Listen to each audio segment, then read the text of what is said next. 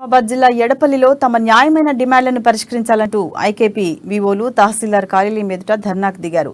నిరవధిక సమ్మె చేపట్టి 22 రోజులవుతున్నా ప్రభుత్వంలో ఎలాంటి చలనమూ లేదని, కొన్నేళ్లుగా తమ న్యాయమైన డిమాండ్లను పరిష్కరించకుండా కాలయాపన చేస్తున్నారని మండిపడ్డారు. ఎన్నిసార్లు వినతి పత్రాలు ఇచ్చినా పట్టించుకోవటం లేదని, తమను ఉద్యోగులుగా గుర్తించాలని తహసీల్దార్కు వివోలు వినతి పత్రం అందించారు. काम भी सबसे पैसे देना पड़ता है, उनके सबसे कर रहे हैं। 22 दिन हो गए, उनकी मेहनत उनको देना पड़ता है सर। రోజులైంది వాళ్ళు దీనికి కూర్చొని సమ్మెకు, కానీ ఎవ్వరు కూడా ఏ సర్కారు కూడా వాళ్ళని గుర్తించట్లేదు. వాళ్ళకి జీతం తక్కువైంది, వాళ్ళకి వర్క్ ఎక్కువైపోయింది. ఇప్పుడు మేమందరం ఇప్పుడు ఒక్కొక్క 300 మంది ఈ మంది అంతా మేమంతా రోడ్డుకు వచ్చేటట్టున్నాము. ఎవ్వరు కూడా లోన్లు కట్టక అది కట్టక అంతా మాగమైపోతున్నాయి. మరి గుర్తించి వాళ్ళకు కూడా ఏమైనా జీతాలు పెంచి వాళ్ళతో సహకరించి మాకు చేయాలని కోరుకుంటున్నాను.